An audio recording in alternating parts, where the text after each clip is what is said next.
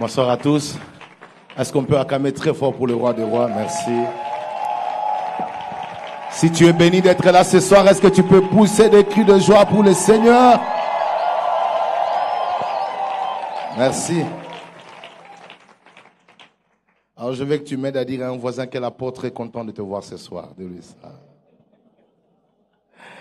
Merci beaucoup, merci. Voilà toujours un grand plaisir et une bénédiction de la part de Dieu, mais aussi une confiance qui est toujours d'actualité, renouvelée dans le cœur de l'homme de Dieu, mon ami le pasteur Ken.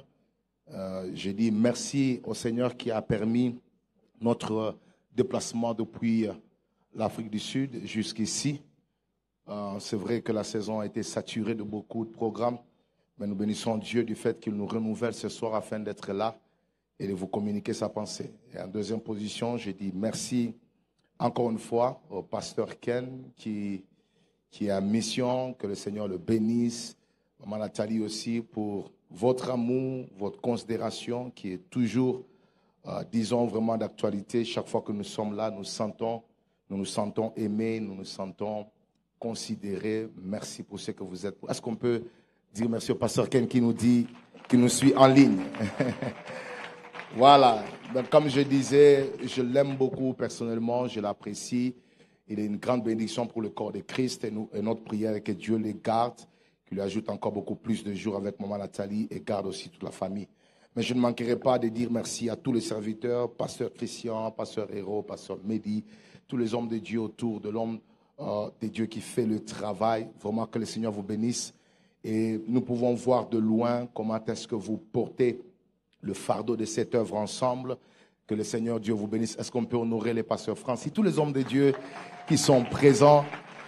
Merci. Et même ce pasteur Charlie que je ne vois pas, tous les hommes de Dieu qui travaillent, que le Seigneur vous bénisse. Alors, ce soir, c'est dans un esprit vraiment d'enseignement que je veux travailler.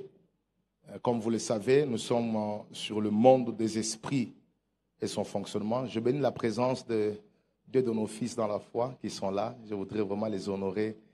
Et à l'homme de Dieu, héritier, ainsi que David Taberes qui peuvent être debout, nous honorons leur présence parmi nous. Merci. Merci. Alors donc je disais, nous sommes dans cette série d'enseignements que le pasteur Ken a commencé sur le monde des esprits et son fonctionnement. Et par la grâce du Seigneur, je veux enseigner aujourd'hui, comprendre le monde des esprits et son fonctionnement. Et demain, je veux plus m'attarder ou plus marteler sur le fonctionnement, disons, du monde des esprits. Et dimanche, dans les deux cultes, on parlera sur la vision et le sacrifice de préalable. Et je voudrais, par la grâce du Seigneur, vous présenter ici 3 petits textes qui vont nous servir de fondement par rapport à l'enseignement d'aujourd'hui. Comprendre le monde des esprits et son fonctionnement. Éphésiens chapitre 6. Nous allons lire le verset 12. Éphésiens chapitre 6, verset 12. Est-ce qu'on peut faire la lecture ensemble? 4. Car nous n'avons pas à lutter contre la chair et le sang, mais contre les dominations, contre les autorités, contre le prince de ce monde des ténèbres, contre les esprits méchants dans le lieu céleste. Quelqu'un peut dire Amen? Notre deuxième texte, 1 Jean chapitre 5, verset 19. Est-ce qu'on peut lire ensemble? Si tu as ta Bible ou que tu peux te référer à un écran, je ne sais pas, à ton téléphone, lisons ensemble. 4. Nous savons que nous sommes des dieux et que le monde entier est sous la puissance de quoi? Du malin. Et notre dernier texte de base, 2 Corinthiens chapitre 2, versets 10 à 11. Or, à qui vous pardonnez, je pardonne aussi. Et c'est que j'ai pardonné, si j'ai pardonné quelque chose, c'est à cause de vous, afin de ne pas laisser à Satan l'avantage sur nous, car nous n'ignorons pas ses desseins. Alors je convie tout le monde à baisser la tête, fais cette prière, dis après moi, Saint-Esprit, ouvre mon intelligence, donne-moi la capacité de comprendre des éléments complexes face à cet enseignement. Ouvre-moi l'intelligence afin que je comprenne la pensée maîtresse que tu as prévue pour moi ce soir. Prie pour ton cœur au nom de Jésus. Prie pour ton cœur, prie pour ton intelligence, prie pour ta pensée. Saint-Esprit, merci. Merci pour cette opportunité que tu nous donnes. Nous voulons que tu nous ouvres l'intelligence pour percer le mystère de ta parole et amener ton peuple à saisir la pensée que tu as prévue. Je suis en train de détruire tout esprit de distraction, tout ce qui ne glorifie pas ton nom en ces lieux. Je le réduis au néant. Parle et agis puissamment. C'est en ton nom que nous avons ainsi prié et nous disons Amen. Alors je vous présente rapidement le plan de mon enseignement. Comprendre le monde des esprits, nous aurons 4 chapitres par rapport à cet enseignement d'aujourd'hui. 4. Et pour ceux qui écrivent, notre premier chapitre que nous allons voir ce soir, c'est les 2 mondes des esprits qui influencent le monde physique et l'humanité. Les 2 mondes des esprits qui influencent le monde physique et l'humanité. Pour dire, nous voulons simplement dans l'enseignement de ce soir découvrir les 2 mondes qui exercent une certaine dimension d'influence qui a des répercussions tangibles et visibles sur le monde physique, c'est-à-dire la terre et tout ce qu'elle renferme, et l'humanité, c'est-à-dire l'homme. Quelqu'un peut dire Amen. Et notre intention en étudiant ces 2 mondes, c'est afin de comprendre que la plupart des choses, je peux dire 98%, je peux même exagérer jusqu'à 99% de tout ce que nous voyons à l'œil nu, tire à une certaine dimension son origine du monde spirituel. Et nous devons ensemble être conscients de ces 2 mondes qui exercent une influence très imposante et très influente sur le monde physique et l'humanité. Quelqu'un dit Amen. Mais deuxièmement, 2e chapitre, nous allons apprendre aussi sur le danger de l'ignorance concernant le monde des esprits et son fonctionnement. Quand vous mûrissez ou vous laissez l'ignorance battre son plein en vous, dans votre esprit, quels sont les dangers qui vont arriver? C'est-à-dire le danger de l'ignorance concernant le monde des esprits et son fonctionnement. Le danger, 2e chapitre. Nous voulons par cet enseignement éradiquer toute forme d'ignorance qui peut permettre à l'ennemi de fonctionner librement dans nos vies et de travailler. Nous avons l'objectif dans le mandat apostolique de détruire les systèmes de forteresse, de détruire les pensées ignorantes qui peuvent s'opposer à votre capacité à démontrer la gloire de Dieu, la puissance de Dieu dans cette génération. Je veux que quelqu'un dise après moi, au nom de Jésus, l'esprit d'ignorance sera détruit ce soir par la lumière de la connaissance. Quelqu'un peut dire Amen.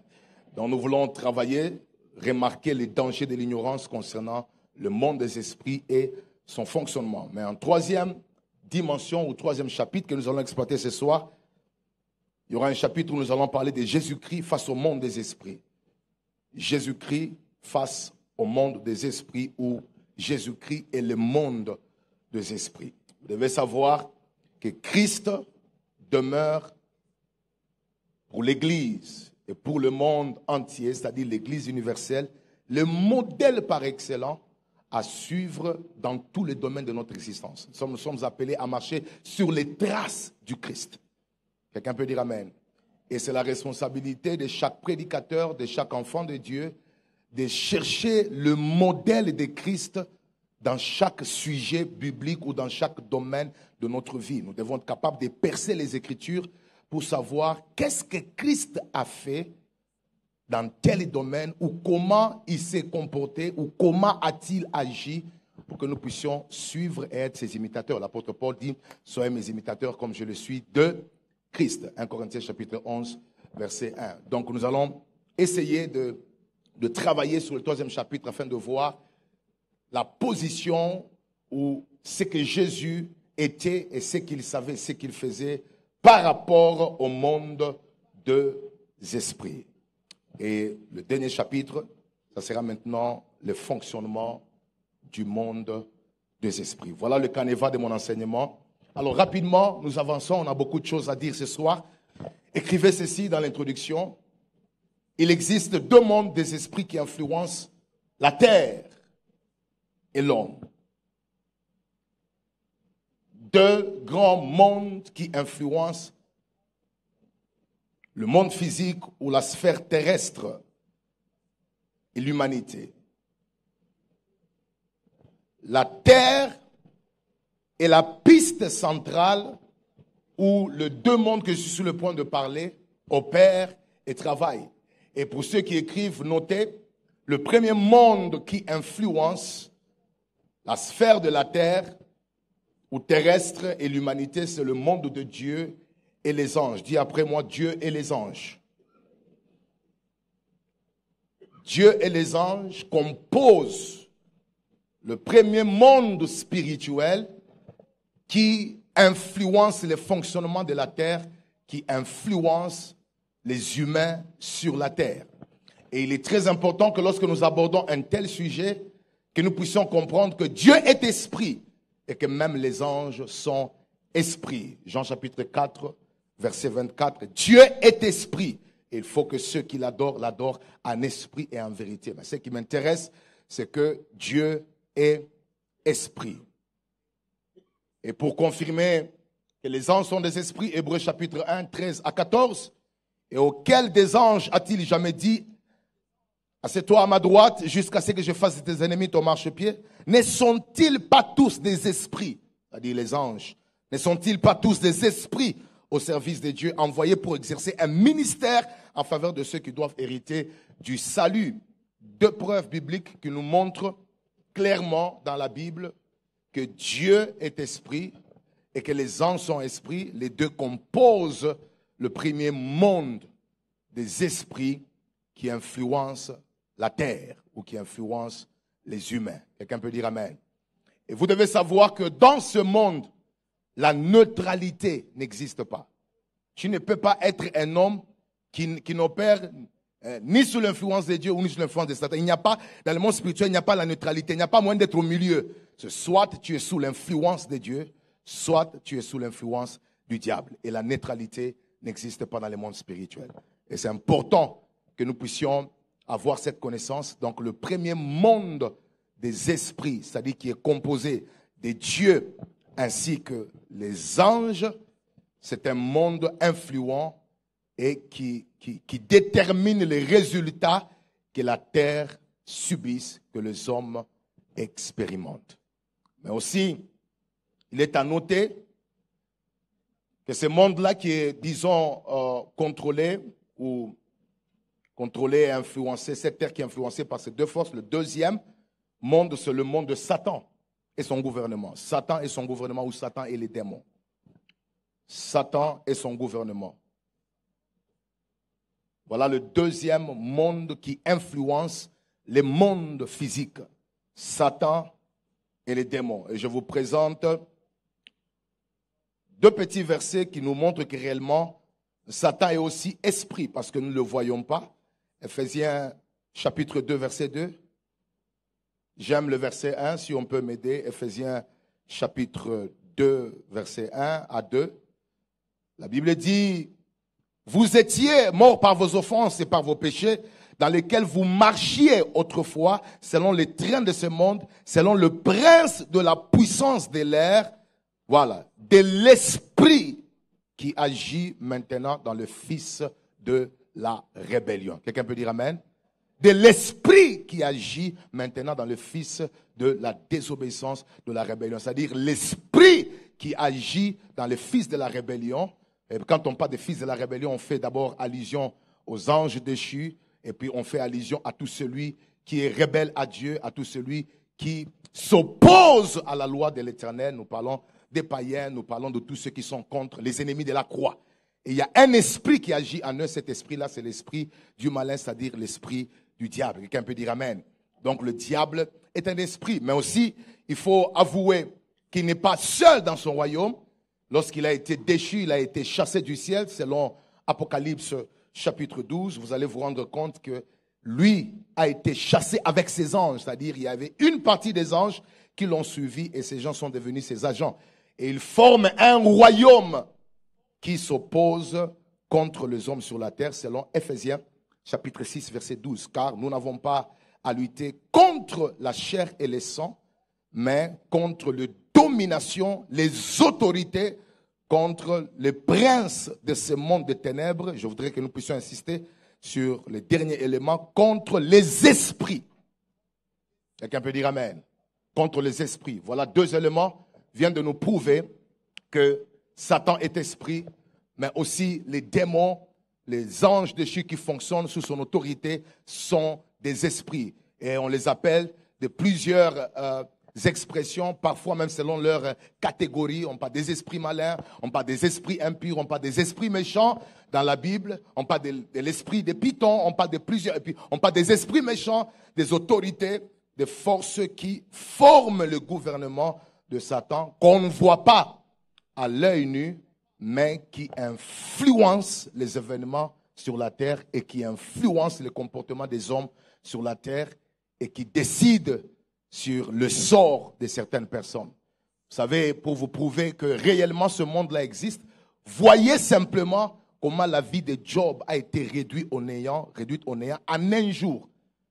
Il n'a pas vu Satan, il n'a pas vu le démon, mais il a remarqué la mort de ses enfants, il a remarqué la destruction de ses biens, il a remarqué une maladie bizarre sur son corps. Ceci exprime à quel niveau le monde invisible est capable de fonctionner. Bien qu'il l'a fait sous la permission de Dieu, mais au moins les résultats du monde spirituel a été constaté. Quelqu'un peut dire amen? Et voilà les deux grandes puissances. J'ai aimé beaucoup quand je suivais le pasteur Ken, lorsqu'il parlait, il disait, voilà, l'homme, il est à la fois, disons, esprit, mais aussi physique, c'est-à-dire, il est au même moment dans le monde spirituel, mais aussi dans le monde physique. C'est très important de saisir cela, mais comme il est sur la terre est choisie comme la piste où les deux mondes sont en train de travailler pour que l'homme qui est matériel puisse être influencé par ces deux forces. Et vous allez vous rendre compte, la Bible est en train de dire que le monde entier est sous la puissance du malin. C'est-à-dire le malin, le diable, est en train d'influencer la vie de beaucoup de gens, la vie de beaucoup de personnes sur la terre afin d'imposer sa volonté. Quelqu'un peut dire Amen.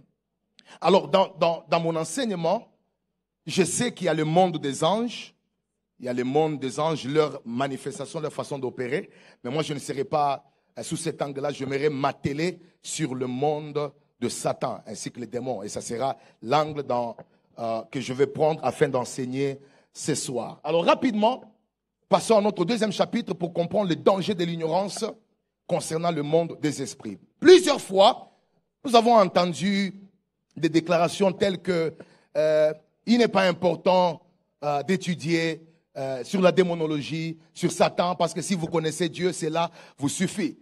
Nous avons entendu de telles déclarations, mais je suis persuadé dans mon esprit que si Dieu a pris le temps dans sa parole de fournir suffisamment d'éléments, et spécialement dans le Nouveau Testament, sur les démons et sur Dieu, même après la croix, même après la grâce, Il y a eu des hommes dans la Bible qui ont été influencés par Satan. Je ne parle pas des hommes simples, je parle des croyants.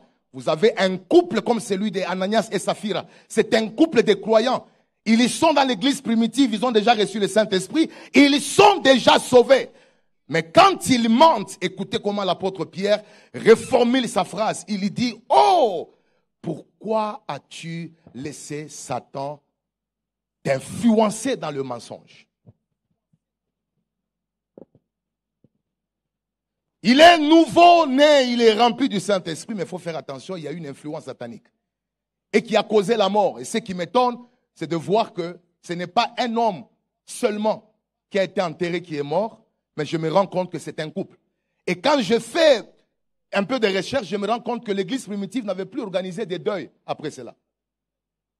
Il n'y a pas eu deuil. S'ils ont fait cela, ok, gloire à Dieu, mais nous n'avons pas de preuves bibliques. Après cela, ils ont tourné la page. Mais si vous voulez encore aller plus loin, vous allez vous rendre compte que Simon le magicien, avait donné sa vie à Christ. La Bible dit, il avait cru. Or, si quelqu'un croit, d'après le principe biblique, il est sauvé.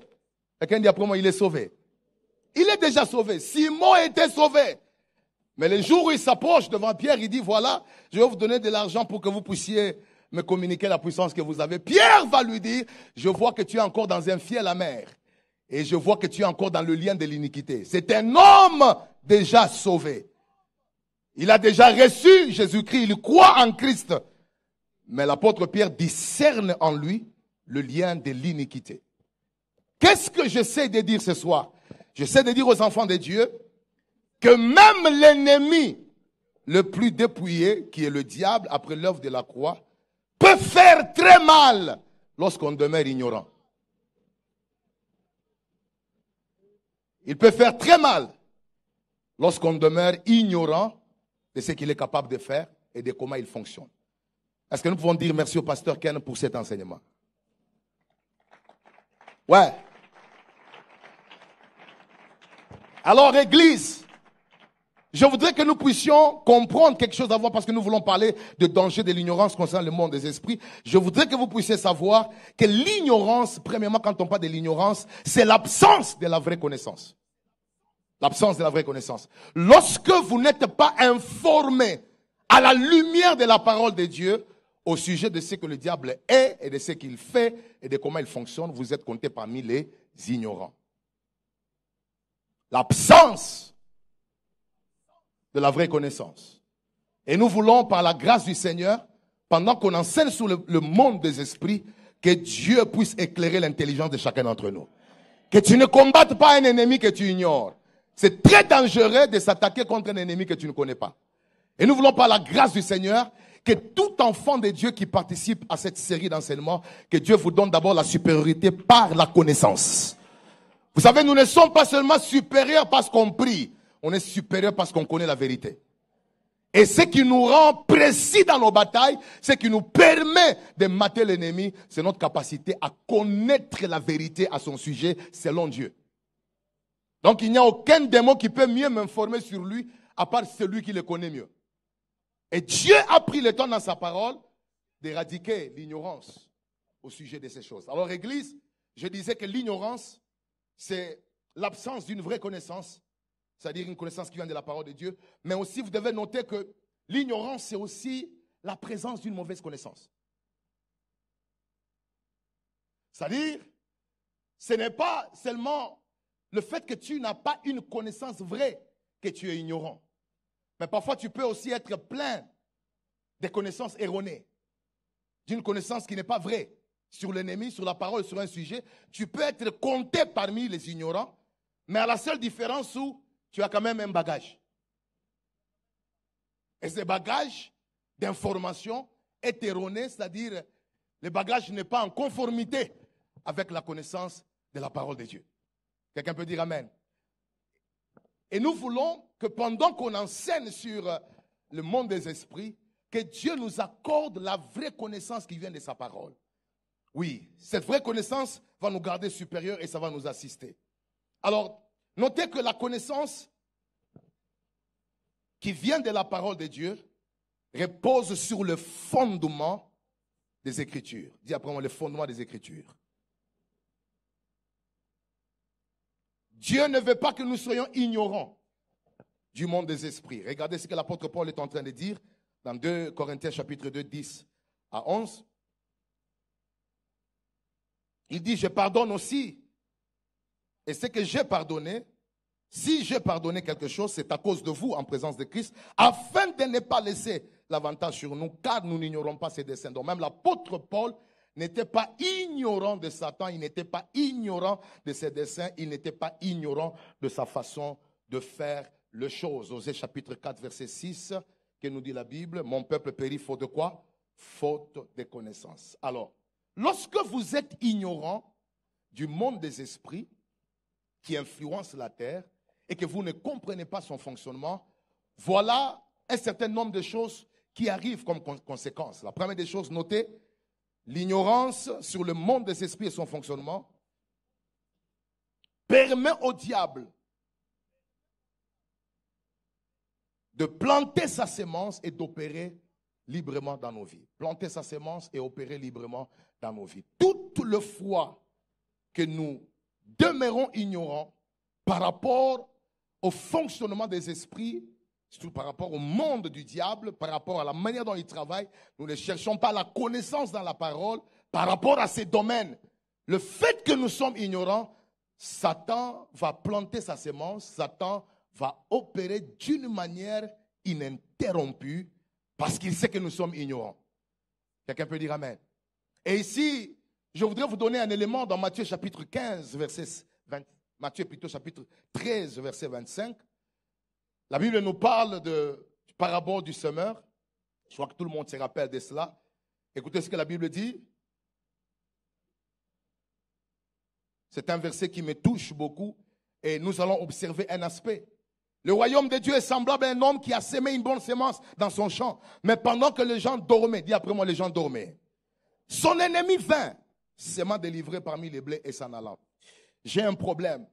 C'est quoi le sommeil?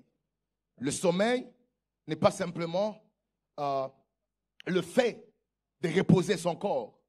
Non, le sommeil, au-delà d'être le fait de se coucher, de s'endormir, le sommeil, vous devez comprendre que c'est un état d'ignorance. C'est ça la vérité.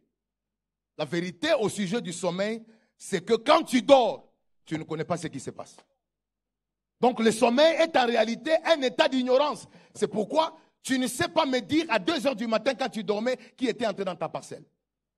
Tu ne sais pas me dire quels sont les animaux qui ont fréquenté ta maison. Nous ne parlons pas des animaux sorciers. Nous parlons simplement des chiens qui ont visité ta maison et qui ont mangé quelque nourriture à la poubelle. Tu ne les connais pas. Pourquoi? Parce que pendant que tu dormais, au-delà du fait que tu t'es reposé, tu étais dans un état d'inconscience, dans un état d'ignorance. C'est-à-dire que tu ne connais rien de la nuit d'hier.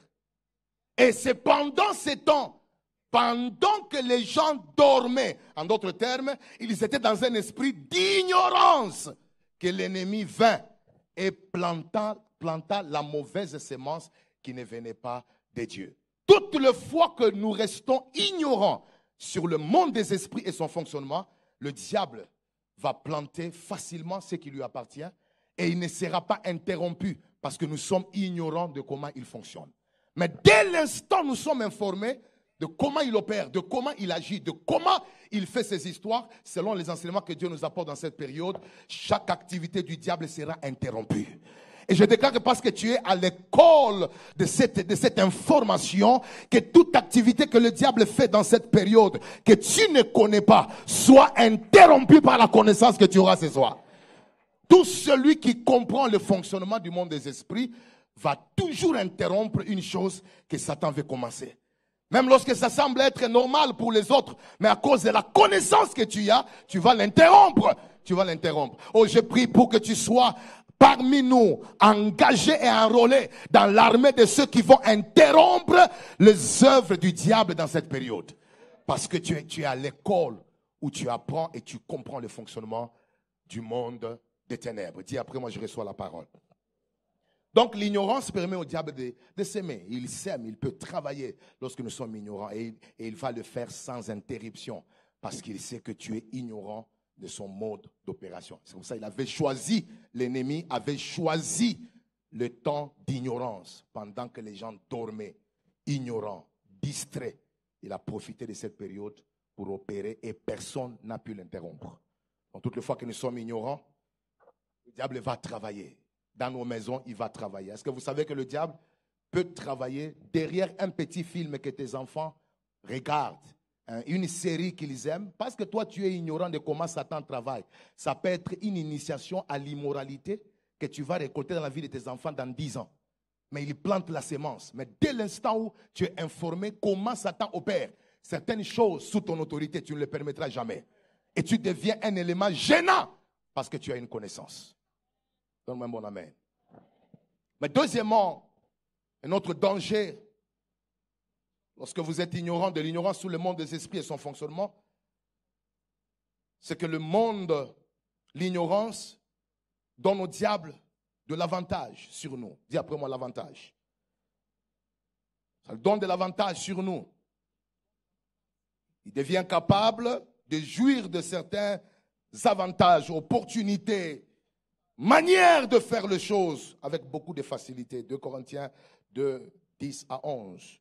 Afin de ne pas laisser à Satan l'avantage sur nous, car nous n'ignorons pas ses desseins. Ces versets ici parlaient du pardon. L'apôtre Paul est en train de parler du pardon et faisait voir comment est-ce que le pardon était important, parce que si il n'accordait pas les pardons et que même les fidèles n'accordaient pas les pardons après des conflits et qu'ils ne donnaient pas de l'espace pour la réconciliation, le diable aura de l'avantage. Et il dit, parce que nous ne sommes pas ignorants de ses desseins, alors nous devons laisser les pardons nous influencer. Seul un homme qui a la connaissance sur le monde des esprits peut comprendre la valeur d'un simple pardon qu'il néglige. Parce que tu peux croire que quand tu donnes le pardon à quelqu'un qui t'a offensé, tu l'as favorisé. Cependant, à cette école ici, on te fait voir que le manque du pardon offre de l'avantage à Satan, permet à Satan d'avoir de l'avantage sur toi. Et quand tu donnes le pardon, en réalité, tu te fais du bien, tu te protèges et tu protèges même ta vie spirituelle. Je prie que tout celui qui est en celui qui a des conflits, que tu donnes le pardon aux autres, parce que tout celui qui offre le pardon intensifie la dimension de sécurité autour de sa vie et se donne un esprit de supériorité par rapport à l'ennemi. Maintenant, quand tu es ignorant, tu vas rester orgueilleux et tu vas refuser de pardonner parce que tu crois que tu vas favoriser l'autre. Cependant, l'absence du pardon, qui est une désobéissance à la parole de Dieu, est une porte ouverte pour que l'ennemi fonctionne. Même si tu cries comment, même si tu chasses les démons comment, aussi longtemps que tu n'as pas encore pardonné, Satan a de l'avantage. Et l'apôtre Paul dit, nous devons nous pardonner, nous devons promouvoir le pardon pour que l'ennemi ne puisse pas avoir quoi? De l'avantage, car nous n'ignorons pas ses desseins. Vous voyez? Quand vous êtes ignorant, le diable va prendre avantage sur vous. Quelqu'un donne un bon amen. Mais troisièmement, c'est que quand vous êtes ignorant ou l'ignorance bat le plein au sujet du monde des esprits, c'est que l'ignorance nous rend imprécis. Imprécis dans le prière de combat. Dis après moi, imprécis. Imprécis, c'est-à-dire sans précision dans le prière d'autorité et même de combat. Bien-aimés dans le Seigneur, je voudrais vous dire une chose. Il n'est pas suffisant simplement de commencer à crier « je détruis, je détruis, je détruis ». Il n'est pas suffisant. Ce qui est fort et qui donne plus d'impact à ta prière, c'est la précision dans la prière. Je ne sais pas si vous avez déjà lu ce que la Bible dit dans Matthieu chapitre 17. Je voudrais que nous puissions remarquer cela. Matthieu chapitre 17, écoutez ce que la Bible dit. Seigneur Jésus, merci. Matthieu 17, verset 20, la Bible dit « C'est à cause de votre incrédule, leur dit-il, je vous le dis encore, si vous aviez de la foi comme un grain de sénévé, vous diriez à cette montagne, transporte-toi d'ici là, à cette montagne. » C'est-à-dire, Dieu veut que nous puissions être précis lorsque nous nous attaquons aux obstacles et aux manœuvres de l'ennemi. C'est quelle montagne que tu attaques, c'est quel esprit que tu attaques. Et aussi longtemps que tu ne discernes pas le fonctionnement d'un esprit qui opère dans ta vie, tu ne prieras jamais avec précision. La précision vient de la connaissance. Et beaucoup de chrétiens ne font pas des prières efficaces, ne sont pas précis dans leur capacité de prier parce qu'ils ignorent l'ennemi qu'ils combattent. Et l'apôtre Paul va dire dans 1 Corinthiens chapitre 9, verset 26, il dit, moi donc, je cours non pas comme à l'aventure, je frappe non pas comme battant l'air. Quelqu'un peut dire amen? Je frappe comme, non pas battant l'air, c'est-à-dire je ne suis pas en train de frapper en l'air, je ne suis pas en train de frapper une chose qui n'est pas là. Je ne suis pas en train de combattre en vain. Il avait la précision. Et cette précision dans le combat et dans notre capacité à attaquer l'ennemi vient de la connaissance. Et dès l'instant où nous n'avons pas la connaissance de comment le monde des ténèbres fonctionne, de comment le monde des esprits opère, nous n'aurons pas la précision dans notre façon de combattre. Ça va faire beaucoup d'années que Dieu nous fait la grâce dans le ministère de délivrance. Nous voyons parfois les gens s'engager dans certains combats de délivrance, mais vous sentez que l'esprit n'est pas détecté. Il n'est pas détecté pourquoi? Parce qu'il n'y a pas la connaissance. Cette connaissance doit être d'abord au niveau de la révélation, mais aussi il doit être au niveau de la connaissance des Écritures. Les esprits sont les mêmes. Quelqu'un peut dire amen? C'est-à-dire qu'ils ont la même nature, même si vous pouvez les chasser dans différentes personnes, mais quand vous avez la connaissance de sa présence quelque part, sa nature et sa capacité d'opérer est similaire à d'autres esprits qui sont de la même nature qui opèrent dans les autres. Donc, dès l'instant où Dieu vous fait la grâce de détecter un esprit qui opère dans telle personne, même lorsque vous attaquez ces forces, vous avez la capacité, déjà par la connaissance, de savoir que l'esprit d'immoralité opère de cette façon. Et même s'il n'a pas encore opéré de cette façon, mais parce qu'il est présent, vous pouvez déjà attaquer en avance ces manifestations qui sont sur le point de se manifester. Ma prière est que Dieu nous élève en connaissance. Et que quand tu lis la parole de Dieu, que tu puisses la lire intentionnellement. Oui, j'aimerais lire la parole pour comprendre comment le monde des ténèbres fonctionne, de manière à ce que j'ai la précision dans les prières de combat. Pourquoi Dieu nous donne l'autorité spirituelle? Pourquoi Dieu nous donne l'autorité spirituelle? Dieu nous donne l'autorité spirituelle, pas seulement pour commander et créer, mais aussi c'est pour exercer notre pouvoir et notre domination sur le monde adverse. C'est pourquoi Dieu nous donne l'autorité spirituelle. Tu ne peux pas avoir l'autorité spirituelle pour toi-même. Tu as l'autorité spirituelle pour prouver au monde qui te combat que tu es supérieur. Et Dieu nous donne cette autorité pour que nous puissions être dans la dimension de la domination. Mais cette domination-là doit se manifester premièrement par notre connaissance. Et une connaissance qui vient réellement de la parole de Dieu. Quelqu'un peut dire amen. Donc j'insiste, l'ignorance nous rend imprécis, inefficace dans les prières de combat et d'autorité. Quatrièmement, merci. L'ignorance sur le monde des esprits et son fonctionnement nous rend naïfs, négligents, et tue l'esprit de discernement. Voilà. L'ignorance sur le monde des esprits et son fonctionnement nous rend naïfs, négligents et tue l'esprit de discernement. Lorsque vous êtes ignorant, voilà, vous êtes ignorant de comment le monde des esprits fonctionne, cela va créer en vous une forme de naïveté, ça va créer en vous une forme de négligence. Vous avez des attaques, vous avez des situations qui nécessitent votre réaction, qui nécessitent votre engagement dans une vie de sacrifice. Mais vous êtes naïf. Quelqu'un peut dire amen. Vous êtes naïf, vous êtes négligent. Vous ne faites rien pour essayer, d'imposer votre autorité en tant qu'enfant de Dieu sur une situation. Cela émane aussi de l'ignorance. Dis après moi, ignorance. Je vais vous donner deux exemples très frappants de personnes qui ont été naïfs. Nous allons prendre le panetier et Joseph. Le panetier et Joseph. Regardez, le panetier qui était un serviteur du roi qui s'est retrouvé en prison avec Joseph. Regardez ce qui va se passer. Il va avoir un rêve. Le chef des panetiers, voyant que Joseph avait donné une explication favorable, dit, voici, il y avait aussi dans mon songe, c'est le panetier qui explique le songe. Et il explique à Joseph qui devait l'interpréter. 3 corbeilles de pain blanc sur ma tête. Dans la corbeille la plus élevée, il y avait pour Pharaon des mets de toute espèce, cuits au four, et les oiseaux les mangeaient dans la corbeille au-dessus de ma tête. Maintenant écoutez, ça c'est le rêve. 3 corbeilles et puis des oiseaux mangent à l'intérieur. Joseph répondit et dit, en voici l'explication. Les 3 corbeilles sont 3 jours. Quelqu'un peut dire après moi 3 jours. Et en 3 jours, Pharaon enlèvera ta tête de dessus toi, te fera pendre à un bois et les oiseaux mangeront ta chair. Bien-aimé, ça c'est un rêve qui vient d'expliquer les choses qui vont se passer, les choses qui vont arriver. Mais quelque chose m'inquiète. Toi, tu es Joseph. Tu as vu et tu as interprété. Et toi, tu es le panetier. Tu as vu, tu n'avais pas l'interprétation, mais au moins, grâce à un homme qui avait le don d'interprétation, tu connais la vérité. Mais maintenant, regardez ce qui m'étonne. On te dit qu'en 3 jours, la mort va venir. On va te pendre. Je relis ces textes plus de 10 fois. Je me rends compte que et Joseph qui a interprété le rêve, et même l'homme qui a vu le rêve, personne n'a réagi spirituellement pour changer les données. Tous les deux sont ignorants de comment le monde des ténèbres fonctionne. Parce que le rêve là, c'était déjà une programmation des événements dans le monde spirituel qui devait arriver en 3 jours.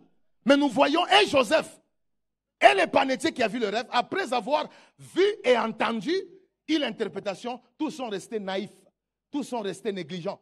Voyez, lorsque vous ne comprenez pas comment le monde des ténèbres fonctionne, vous allez voir des vrais problèmes en songe. Mais vous allez rester naïf parce que vous vous dites que bon, c'est juste un simple rêve que j'ai vu et rien ne va se passer. Bien-aimé, après 3 jours, à cause de la naïveté, à cause de la négligence, l'homme ici, la tête a été coupée. Mais je voudrais dire que toi, à partir d'aujourd'hui, tout rêve qui viendra, par l'inspiration de Dieu, tu connaîtras quoi faire, tu connaîtras comment prier, parce que Dieu ne nous révèle pas les choses en vain. Demandez à certaines personnes qui ont été enterrées, même lorsque Dieu nous donnera l'opportunité de les rencontrer au ciel, si Dieu nous donne la grâce d'avoir la mémoire de nous rappeler, il y a des gens qui, avant leur mort subite, ils avaient vu des choses. Ils ont eu des informations. Mais comme ils ne comprenaient pas comment le monde fonctionnait, le malheur est arrivé. Et je vais donner aussi un témoignage. J'étais aussi de leur nombre. Ce témoignage concerne la vie de mon frère. Mon frère, mon deuxième grand frère qui était mort, il y a de cela, je ne sais pas, 20 ans ou 23 ans. Il était mort un jour dans un accident. Mais le jour de son accident, c'était un dimanche. Je passais la nuit, on était en prière, on a appris après avoir prié, je suis allé dormir. Et pendant que je dormais, il était drummer. Il ressemble à James. De la manière dont James est, c'est un peu le profil de mon grand frère, le feu, qui nous a déjà quittés. Et j'ai vu dans un rêve, mon frère là qui fut drummer, je l'ai vu en train de jouer au drum. Il y a ce que nous appelons les grosses caisses. Il jouait au drum, et pendant qu'il jouait au drum, la grosse caisse s'est cassée en deux, et la caisse, est plutôt disons l'élément qui produit le beat, a été jeté loin de lui. Bien-aimés, donnez-moi votre attention, vous allez voir ce qui va se passer. Regardez l'église. C'est un simple rêve que j'ai vu un dimanche matin. Il jouait au drum et l'élément grosse caisse qui produit le son s'est cassé. Je ne comprenais pas le monde spirituel. Je n'avais pas encore la compréhension de comment le monde éternel fonctionne. C'était déjà la programmation de sa mort. Parce que quand vous discernez l'élément, le tout, c'est le tempo. Et le tempo, c'est le temps. Et ce qu'il jouait, c'était son don. C'est-à-dire, ça faisait partie de sa mission et de sa destinée. Quand ça se coupe, ça signifie c'est la mort. Et c'était le même jour, on est allé à l'église. Je n'ai pas partagé ses rêves. On arrive à l'église. Il joue au drum. Et juste après avoir joué au drum, il devait aller à Lumbashi. C'est ce jour-là qu'il est mort. Si j'avais la compréhension, je pouvais lui dire ne voyage pas aujourd'hui. Parce que j'ai vu que le temps de ta vie s'est arrêté. Et plusieurs personnes parmi nous sont victimes des activités du monde des ténèbres parce qu'ils sont ignorants de comment est-ce que le monde des ténèbres fonctionne. J'étais déjà born again, je priais déjà, mon frère était déjà sauvé, il était déjà un croyant. Mais nous n'avons pas saisi une pensée, nous n'avons pas saisi un signal dans le monde spirituel. Et le malheur est arrivé, il est mort. Nous avons pleuré, nous avons fini de pleurer et aujourd'hui nous sommes guéris. Je le donne comme témoignage pour que nous puissions apprendre d'une mauvaise expérience. Et depuis lors, j'avais décidé dans ma vie de ne jamais négliger un rêve. Depuis lors, je commençais à étudier comment le monde des ténèbres fonctionne. Et pour la petite histoire, c'est à partir de sa mort que mon ministère de délivrance avait été découvert. Parce que j'étais tellement découragé, perturbé par sa mort, parce que j'avais vu la révélation. Et c'est en allant chercher le Seigneur que Dieu m'a fait voir que j'étais amené sur la terre parce qu'il y a un mandat que tu dois opérer en termes de la destruction de tout ce qui est de l'ennemi. Ma prière ce soir, que personne qui est connecté à toi, je dis bien que personne ne puisse mourir par ignorance. Que toute personne qui est connectée à ta vie, ça peut être un membre de la famille, ça peut être quelqu'un du travail, ça peut être un ami. Parce que toi, tu es à l'école de la formation, ici, que tu sois un élément qui peut protéger les autres. Si tu n'apprends pas cet enseignement seulement pour toi-même, tu l'apprends pour ta famille, tu l'apprends pour tes enfants, tu l'apprends pour ton environnement. Tu l'apprends pour ton environnement. Quelqu'un me donne un bon amen. Répète après moi, je refuse d'être ignorant, d'être naïf. Je refuse d'être négligent par rapport au fonctionnement du monde des esprits. Yes. Quelqu'un peut dire amen. Et ils n'ont pas eu le discernement. Le panetier est mort et c'était fini. Moi, à sa place, j'allais comprendre que je vais mourir dans 3 jours. Je dois m'évader de la prison. Ah oui, je dois m'évader avant le 3e jour. Parce que j'ai déjà compris que ça, la tête coupée, déjà d'abord, spirituellement, si on doit interpréter ses rêves, il a vu quoi? 3 corbeilles, dis après moi 3 corbeilles. Et puis il a vu quoi? Des oiseaux. Quelqu'un dit amen. Il a vu les oiseaux. La Bible dit quoi? La Bible dit que la semence qui a été mangée par les oiseaux, c'est quoi? C'est le malin. Quand le malin vient, il vient faire quoi? Il vient voler la semence. Donc dans le monde spirituel, les oiseaux représentent le monde des ténèbres. Ah oui! Donc déjà, il y avait un signal que l'ennemi est sur le point de l'arracher. Ma prière est que Dieu nous donne la grâce de ne pas seulement apprendre, mais d'être capable de discerner. Oui, les enseignements qu'on apprend qui nous équipent doivent nous donner la sagesse. Oui, on n'apprend pas seulement pour rien, la sagesse. Donne-moi un bon amen. 4e élément, danger. 5e, l'ignorance du monde des esprits et son fonctionnement bloque la soif de chercher sa délivrance. Ça bloque la soif de chercher sa délivrance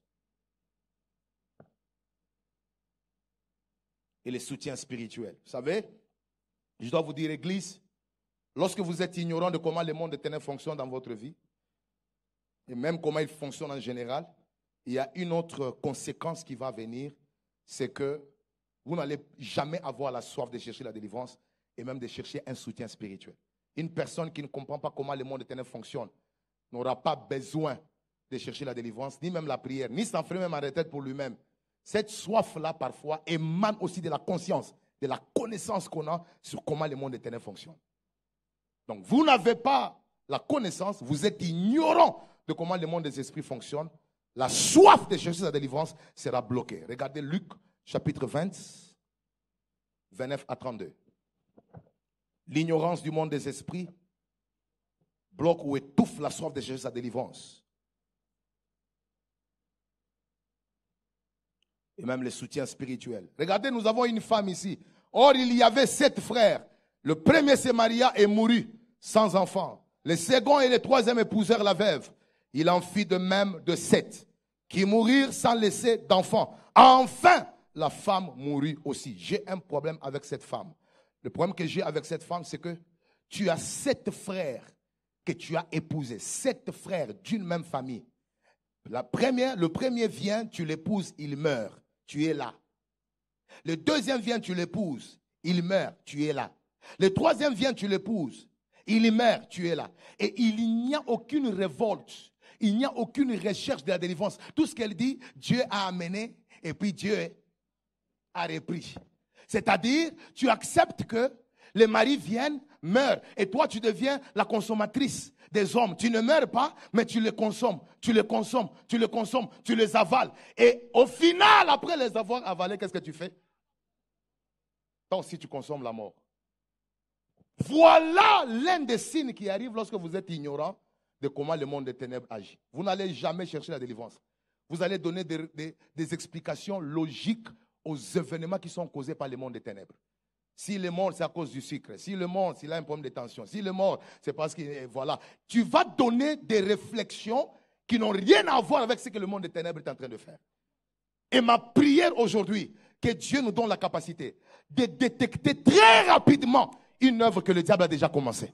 Même lorsque tout le monde est encore ignorant, que tu sois capable de savoir que c'est le début d'une activité du monde des ténèbres. Et que quand c'est encore petit, que tu sois capable de les détruire. Et bien, mesdames les seigneurs, j'ai compris que la soif de chercher dans la délivrance vient aussi de la connaissance du fonctionnement du monde des esprits. Cette femme est restée ignorante et elle n'a pas pu chercher sa délivrance. Donc elle a perdu cet homme sans jamais réagir, sans jamais trouver une solution, sans jamais demander le soutien spirituel, ni d'un sacrificateur, ni de qui que ce soit. Lorsque vous ne comprenez pas comment le monde des esprits fonctionne, vous n'allez jamais vous enfermer dans une petite chambre pour prier pendant 15 jours, 20 jours vous-même, jusqu'à ce que la situation change. Parce que vous êtes ignorant de comment l'ennemi fonctionne. 40e élément. 6e. L'ignorance du monde des esprits et son fonctionnement limite le champ de l'exercice de notre autorité spirituelle. Ça limite le champ de l'exercice de notre autorité spirituelle. Quelqu'un peut dire amen. Lorsque vous êtes ignorant de comment le monde des ténèbres fonctionne, il y a des domaines dans lesquels le diable va fonctionner où vous n'allez pas exercer votre autorité spirituelle parce que vous vous dites, ah non, le diable ne peut pas aussi agir dans ça. Le fait que tu es ignorant de comment ils opèrent, les champs d'action dans lesquels tu dois exercer ton autorité sera très limité. Tu vas exercer l'autorité quand tu as fait un cauchemar. Tu vas exercer l'autorité seulement lorsque on a voulu te cogner. Tu vas exercer l'autorité seulement lorsque tu sens que tu as des mauvais pressentiments. Mais il y a des domaines de la vie dans lesquels le diable peut travailler d'une manière sournoise. Tu ne pourras jamais détecter si tu es ignorant. Et conséquemment, tu ne peux pas utiliser l'autorité dans ces domaines-là.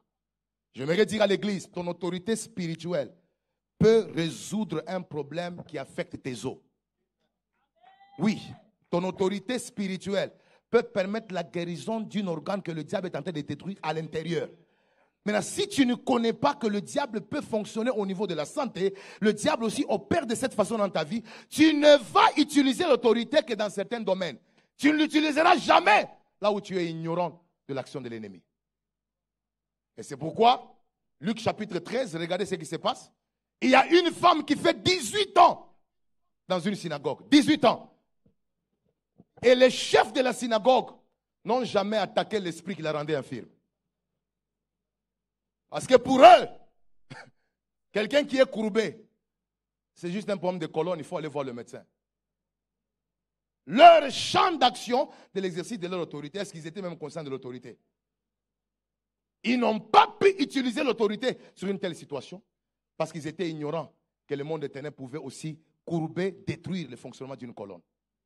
Je viens prier pour qu'à partir d'aujourd'hui, que même dans les domaines où tu n'as jamais utilisé l'autorité spirituelle, aujourd'hui, que Dieu te donne le courage et la foi d'utiliser cette autorité. Dis après moi, je reçois la grâce. Je déclare que même dans ton travail, ton autorité peut fonctionner. Tout celui qui opère contre toi, même dans les lieux où tu travailles, ton autorité spirituelle peut renverser les données et amener la victoire. Donne-moi un bon amen. Exerce l'autorité sur la maladie, exerce l'autorité sur l'intelligence de tes enfants, exerce l'autorité sur les yeux de tes enfants, exerce l'autorité sur ta santé, exerce l'autorité spirituelle, même sur la nourriture de la maison. Oui, parce qu'il y a des gens, chaque fois qu'ils mangent des choses dans leur maison, ils tombent malades. Comment expliquer que vous mangez bien, vous êtes toujours malade? Tu peux prier, commander à ce qu'à partir d'aujourd'hui, cette nourriture devient très vitaminée. Ah oui, le problème dépend de c'est dans quel domaine l'ennemi travaille et tu crois que ton autorité peut fonctionner jusqu'à quel niveau? Jusqu'à quel niveau? Si tu ne crois jamais que Dieu peut faire pousser la jambe d'un homme, tu ne prieras jamais pour ça.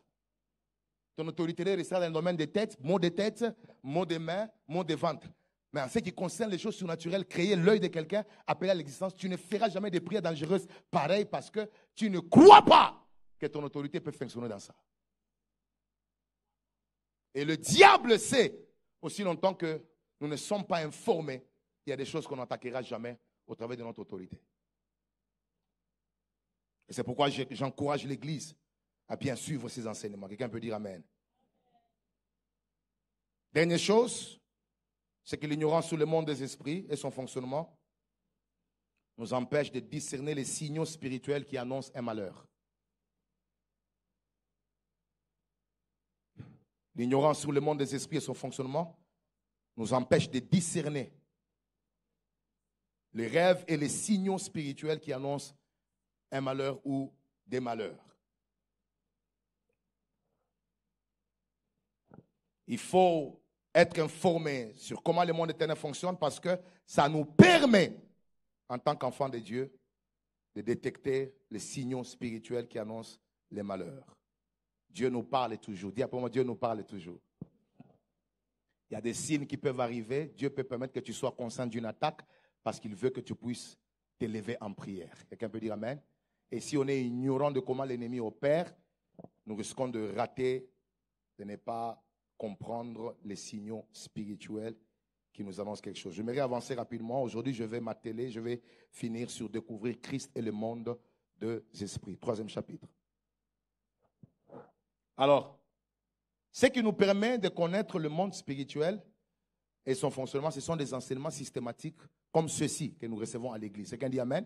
Les enseignements pareils, vous ne devez pas seulement les avoir dans votre carnet, mais ils doivent être des sujets d'investigation, des recherches, et vous devez les maîtriser parce que ça vous équipe spirituellement. Quelqu'un peut dire Amen? Et aussi étudier la parole de Dieu d'une manière intentionnelle pour découvrir comment l'ennemi travaille.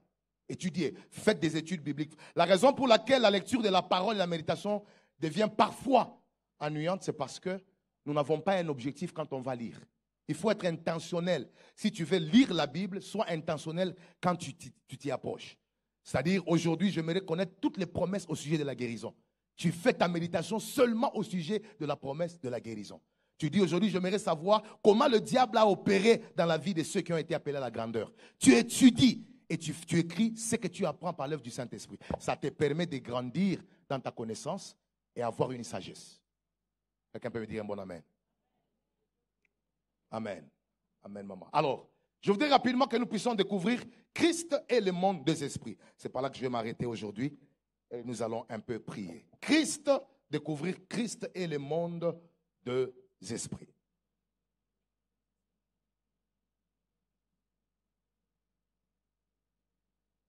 Alors, nous allons avoir à peu près 3 à 4 choses qui vont nous démontrer la position de Christ par rapport au monde des esprits et son fonctionnement.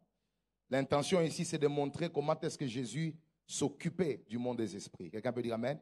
Et quelle était sa position face au monde des esprits. Il est notre exemple par excellence et nous devons apprendre de lui pour savoir comment fonctionner.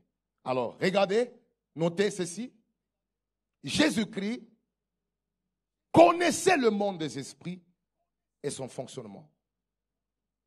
Jésus-Christ, notez, connaissait le monde des esprits et son fonctionnement.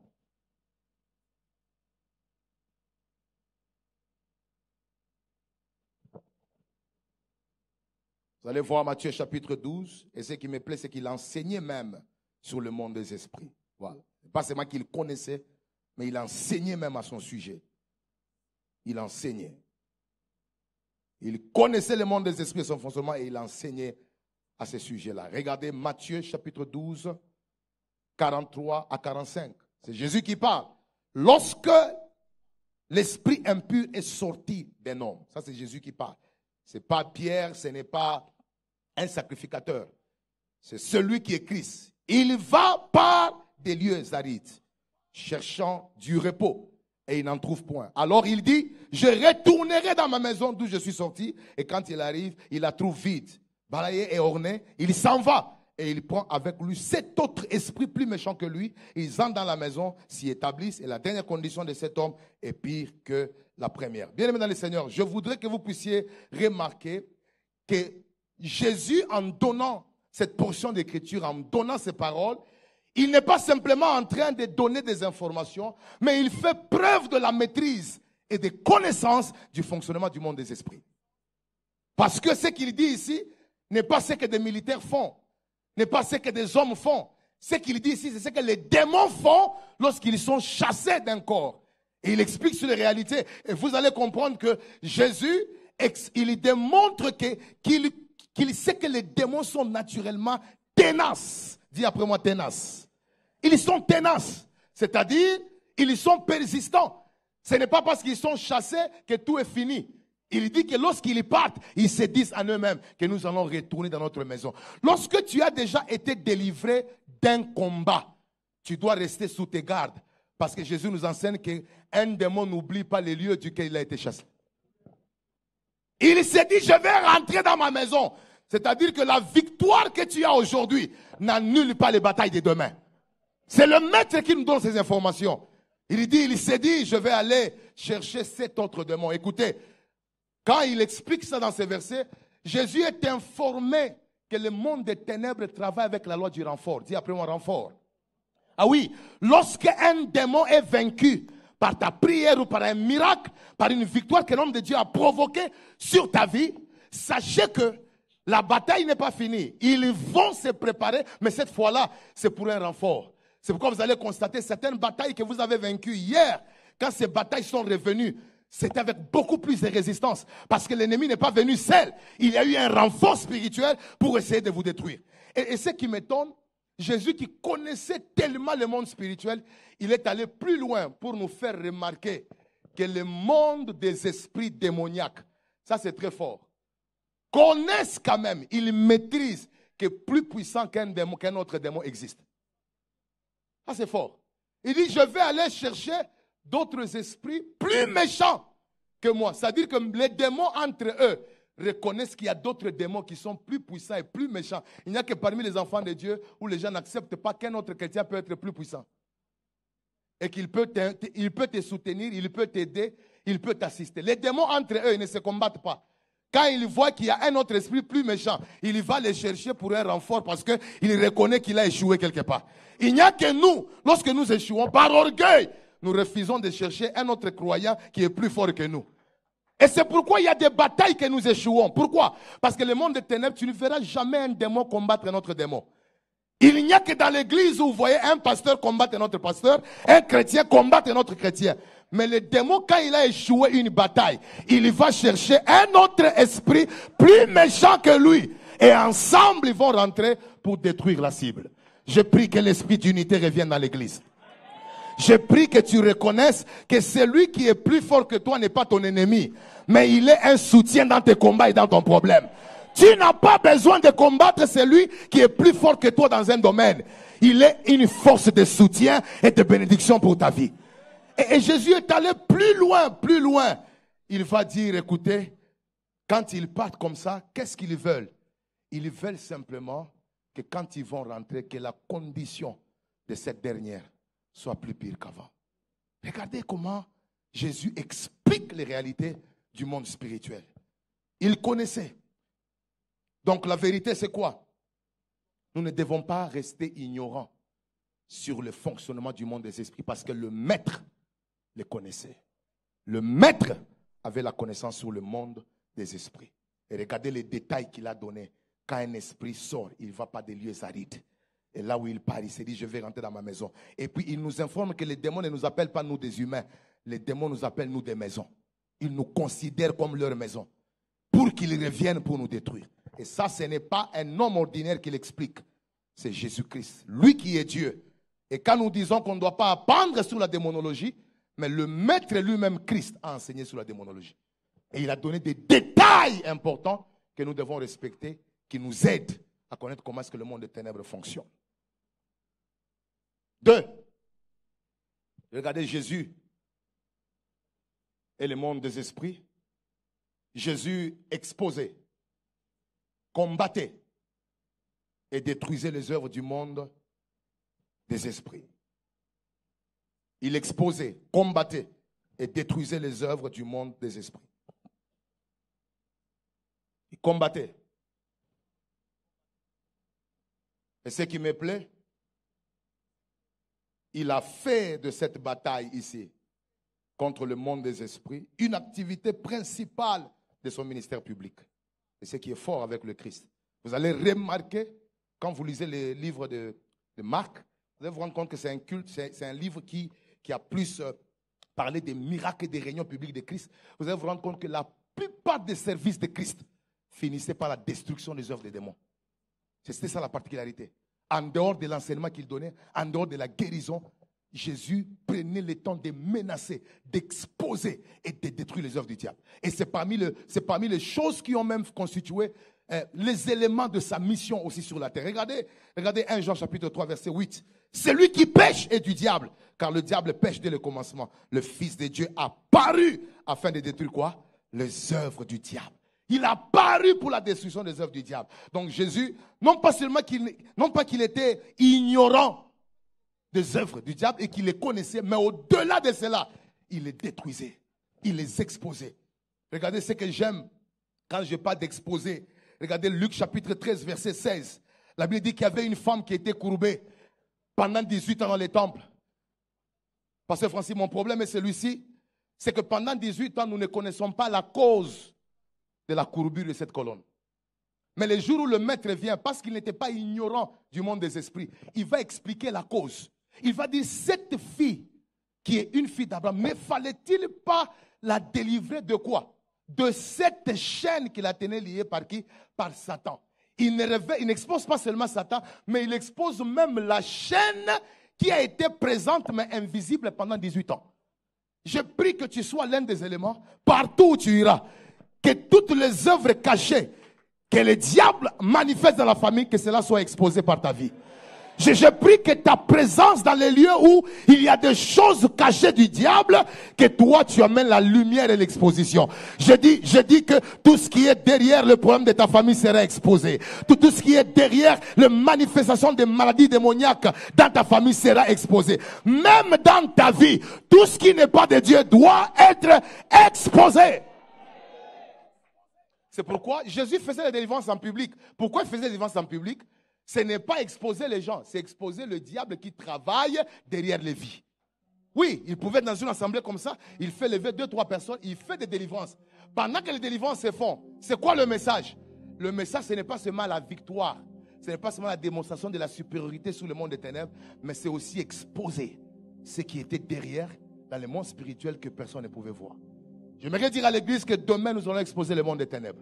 Toute activité qui se passe derrière ta vie que tu ne connais pas, nous déclarons que le Dieu de la délivrance, le Dieu qui nous donne la victoire, va exposer qui est derrière ton malheur, qui est derrière la décision de ta famille. Cette année ne finira pas, Dieu va l'exposer. Et Jésus exposait, dit après moi Jésus exposait. Et puis il combattait, dit après moi il combattait. Oui, c'est pourquoi il va dire, lorsqu'il a rencontré l'homme là dans les temples, Marc chapitre 1 verset 5, il va dire, tais-toi et sors de cet homme. Il dit, tais-toi et sors de cet homme. C'est-à-dire, en dehors de l'exposition du monde des ténèbres, il pouvait les exposer, mais il était capable aussi de les attaquer. Il était capable de les menacer. Je prie que dans cette saison, que tu montes en pouvoir, que tu montes en autorité spirituelle, que tu montes en rage d'imposer ta domination sur les œuvres de l'ennemi. Dis après moi, je reçois la parole. Dis après moi, au nom de Jésus-Christ, je déclare par ma vie et par l'autorité que Jésus m'a conférée, le diable sera toujours exposé. Ses œuvres seront détruites partout où moi je me trouverai. J'aimerais dire à quelqu'un, écoute-moi, l'échec n'est pas une œuvre de Dieu. Oui, je ne parle pas ici de test de la foi. Je parle ici de tout événement qui est provoqué par le monde de l'ennemi. Tout ce qui se répète plusieurs fois chaque année dans ta vie, sans qu'il n'y ait un résultat de changement, devient un système. Et il faudrait que cette année, par l'autorité que Dieu t'a donnée, que ce système-là s'arrête. Je suis en train de menacer tout ce que le diable a établi comme système autour de ta vie. Je déclare qu'après cette réunion, tu reçois la victoire et le cycle change. Dis après moi, le cycle change. Dis après moi, le cycle change. Yes. Jésus menaçait, il exposait les œuvres cachées. Il les exposait, il les combattait. Il les combattait. Et vous allez voir, j'aime ce que la Bible dit. Ah, vous savez comment Dieu a oint Jésus-Christ du Saint-Esprit et de force. Il faisait quoi? Il allait de ville en ville, guérissant les malades et faisant quoi? Délivrant ceux qui étaient sous quoi? Sous l'emprise de l'ennemi. Il y a une force. Il y a une force lorsque Jésus est en vous. Cette force-là vous permet d'être celui aussi qui continue la mission de Christ. Ah oui, je déclare que cette sorcellerie doit être détruite. Ah oui, cette œuvre de l'ennemi qui amène le divorce dans votre maison doit être détruite. Ce n'est pas pour rien que Dieu t'a introduit dans sa famille. Il t'a donné sa nature. Et cette nature, tu dois l'exercer par l'autorité spirituelle qui est en toi. Toi, dis après moi, toi. Répète après moi, toi. Regardez, Jésus avait équipé ses disciples avec le pouvoir de vaincre le monde des esprits. Dis après moi, il avait équipé. Oui, il avait équipé ses disciples avec le pouvoir de vaincre le monde des esprits. Pas seulement qu'il les connaissait, le monde des esprits, pas seulement qu'il les exposait, qu'il les menaçait, mais après avoir fait preuve de maturité par rapport au monde des esprits, il va maintenant communiquer le pouvoir. 2 versets nous montrent cela. Marc chapitre 3, 13 à 15. Il monta ensuite sur la montagne. Il appela ceux qu'il voulut et ils vinrent auprès de lui. Il en établit 12 pour les avoir avec lui et pour les envoyer prêcher. Pas avec les diplômes, pas avec l'argent, mais avec le pouvoir de chasser les démons. Jésus savait que le vrai problème qui influence négativement les humains sur la terre, ce sont les démons. Le vrai problème, c'est l'activité du monde des ténèbres. Je prie pour que dans cette saison, parce que tu es de la race de Christ, parce que tu es du royaume de Christ, qu'il y ait un nouveau revêtement spirituel. Je déclare qu'il y ait un nouveau revêtement spirituel. La capacité de chasser toute catégorie de démons là où Dieu t'envoie. C'est une chose qui est liée aux disciples. Je déclare que l'esprit de mort ne va pas rester dans ta maison. L'esprit de maladie ne va pas rester dans ton quartier. Je déclare par la puissance que Dieu m'a donnée, m'a conférée, ce soir c'est la fin du monde des ténèbres dans ta famille. Dis après moi, je reçois la grâce d'exercer le pouvoir que Jésus m'a conféré. Écoutez ce que la Bible dit, Luc chapitre 10, verset 19. Voici, je vous ai donné le pouvoir de marcher sur les serpents. Dis après moi, je vous ai donné. Dis à un voisin, le pouvoir est transférable, transférable. Ah oui, Dieu n'est pas un Dieu égoïste. Il n'a pas cherché, il n'a pas gardé le pouvoir pour lui-même. Oui, il a voulu aussi nous donner le pouvoir qui lui a permis d'exposer et de chasser le monde des ténèbres. Demain, je déclare, la saison de nouveaux témoignages commence. À partir déjà de ce soir, que ton autorité sur les démons qui contrôlent ta famille commence à être restaurée au nom de Jésus-Christ. Il dit, je vous ai donné le pouvoir de marcher. Dis après moi, marcher. Dis après moi, marcher. Je vous ai donné le pouvoir de marcher sur les serpents et sur les scorpions. Je déclare que cette année, tout celui qui te combat connaîtra le poids de la cabote que tu portes. Ah oui, s'il dit, je vous ai donné le pouvoir de marcher sur les serpents, ça dit que le serpent qui est en bas connaîtra combien Christ pèse en toi. Parce qu'il est écrit dans la Bible, ce n'est plus moi qui vis, mais c'est Christ qui vit en moi. Et si Jésus me donne le pouvoir de marcher sur les serpents, donc mes ennemis, cette année, ils sentiront le poids de la présence de Dieu, parce que je vais marcher au-dessus. Dis après moi, je marche au-dessus. Dis après moi, je marche au-dessus de la malédiction, de la souffrance, de la sorcellerie.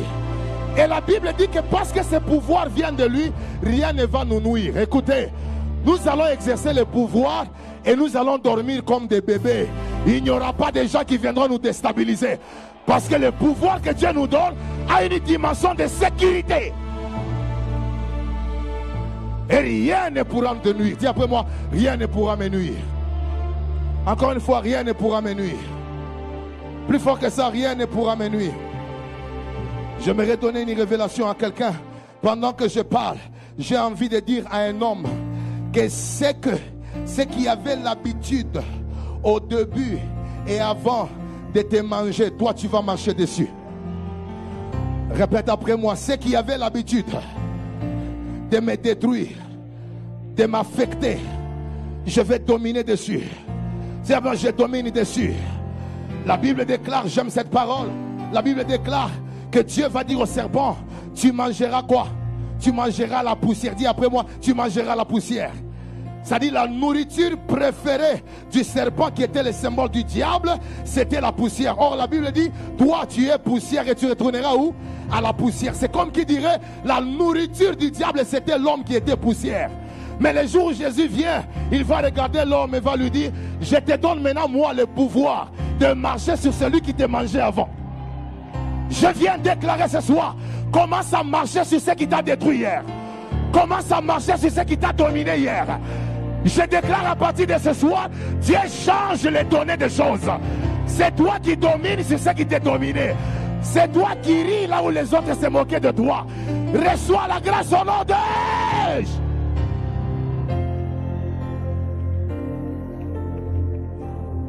Jésus-Christ a prévu le pouvoir sur le monde des esprits. Et j'ai fini. Dis après moi 4. Dis après moi 4. Jésus-Christ a donné des recommandations à ses disciples au sujet du monde des esprits. Dis après moi, il a donné des recommandations à ses disciples au sujet du monde des esprits. C'est-à-dire qu'il n'a pas laissé ses disciples sans recommandation. Parce qu'il était tellement conscient de ce monde qu'il ne doit pas seulement les équiper. Mais il nous laisse des recommandations. Et j'aimerais vous donner les recommandations rapidement et nous prions en fonction de ça. La première recommandation que Jésus laisse aux disciples face au monde des esprits, la première recommandation c'est la foi. Dis après moi la foi. Plus fort que ça, la foi. Matthieu chapitre 17, qu'est-ce qu'il dit? Les disciples vont dire, pourquoi n'avons-nous pas pu chasser ces démons? Alors Jésus va donner la recommandation. Il va dire, écoutez, si vous aviez la foi comme un grain de sénévé, vous aurez seulement dit, cette montagne ici, de place. Ôte-toi de là et va où? Jette-toi. Jésus voulait dire que dans le domaine du combat contre le monde des esprits, ce n'est pas seulement ta prière qui compte, c'est d'abord la foi. Tu dois croire que l'autorité est en toi. Tu dois croire que le Dieu grand qui contrôle la terre et qui a créé l'univers vit en toi. Tu dois croire qu'il y a des promesses qui te rendent capable et qualifié à détruire le monde des ténèbres. Oh, je déclare que Dieu augmente ta foi au sujet de ta position en Christ. Tu n'es pas en bas, tu es en haut. Dis après moi, je déclare, ma foi est restaurée. Ma foi est renouvelée. Je crois qu'une simple parole que je vais déclarer ce soir et dans la suite des temps va engendrer de grands miracles. Celui qui acclame que Dieu augmente ta foi.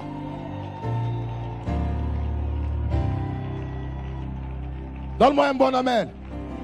Donc c'était Matthieu 17, la foi. Dis après moi la foi. Pourquoi n'avons-nous pas pu chasser ces démons? C'est le monde des esprits. Jésus leur donne première recommandation. Il vous fallait quoi? La foi. Deuxième recommandation que Jésus laisse aux disciples en ce qui concerne le monde des esprits, c'est qu'il nous donne la prière et les jeûnes comme une recommandation qui nous garde supérieur à une certaine catégorie de démons qui ne partent pas comme ça quand tu manges. Hein? Alors Jésus était conscient que ils sont tous esprits, les démons, mais ils ont des rangs, des niveaux un peu plus différents. Alors les disciples disent, mais pourquoi n'avons-nous pas pu chasser? Il dit, premièrement, c'est parce que vous n'avez pas la foi, donc il vous faut la foi. Mais il descend maintenant au niveau 21, Matthieu 17, 21. Il va maintenant ajouter en disant, écoutez, cette catégorie, j'ai oublié de vous dire, cette catégorie ici, cette catégorie. Vous voyez cette catégorie ici des esprits épileptiques, cette catégorie des esprits qui a détruit la vie de cet enfant, ne peuvent partir que lorsque vous apprenez, vous, à jeûner et à prier. J'aimerais donner une révélation. Et ceci doit rester dans ton esprit. Celui qui ne gêne pas sera mangé. Mais celui qui gêne va manger beaucoup. Le jeune prophète, Dieu lui avait dit quoi? Tu ne mangeras pas. En d'autres termes, tu dois jeûner. Parce qu'il n'avait pas jeûné et qu'il a mangé, on l'a mangé par les lions. Mais je vois un lion, on lui donne la viande du nom de Daniel. Toute une nuit, le lion jeûne. Et parce que le lion a jeûné, il a raté de manger un homme. Mais on lui a donné des familles qu'il a mangé. C'est-à-dire qu'il a mangé beaucoup parce qu'il a jeûné. Et celui qui n'a pas jeûné a été mangé. Toutes les fois que tu ne jeûnes pas, toutes les fois que tu ne pries pas, tu conditionnes les jeûnes seulement à Bunda. Sache qu'on va te manger. On va manger ton travail. On va manger tes enfants. On va manger ta réputation. Mais si ce soir, tu renouvelles ta vie de jeûne et de prière, tu vas manger beaucoup. Je déclare à partir de ce soir, reçois l'onction de jeûner. Je dis reçois l'onction de la prière. Que Dieu restaure ta capacité à faire quoi? À jeûner. Dis après moi, Saint-Esprit, mon ventre se comporte comme un Dieu pour m'empêcher de jeûner. À partir de ce soir, je domine sur lui. Je domine sur lui. Je déclare l'onction du jeûne et de la prière sur ma vie. À partir de maintenant, une saison de jeûne non programmés. Ah oui, des jeûnes non programmés, des jeûnes que je ne connais pas. Oui, vont caractériser ma vie spirituelle. Dis après moi, fire!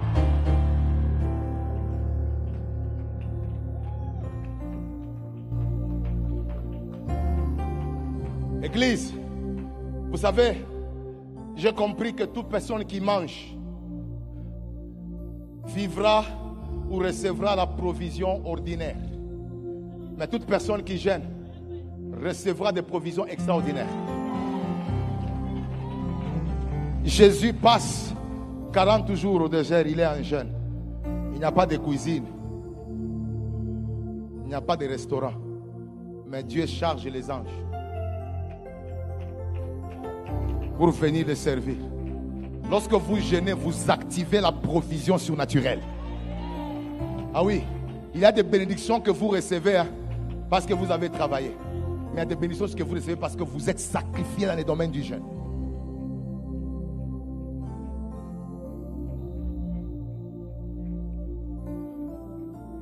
Dernière recommandation.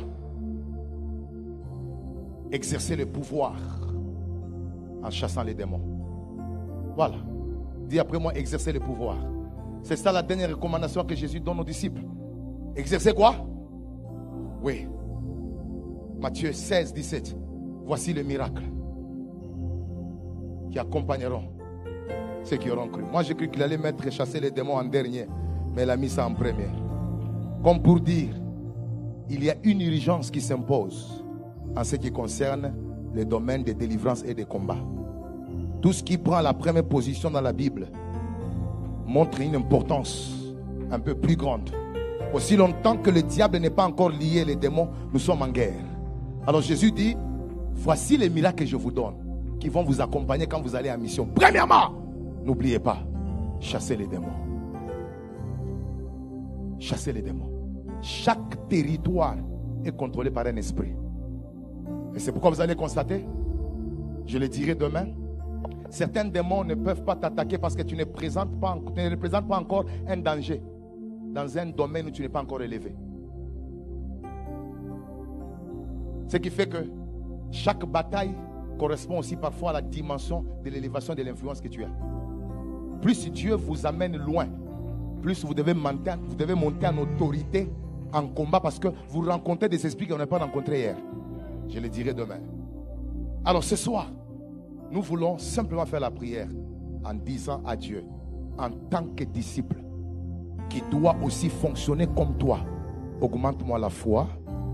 En tant que disciple, à partir d'aujourd'hui, augmente mon onction et augmente ma vie de prière et de jeûne. Prions au nom de Jésus-Christ.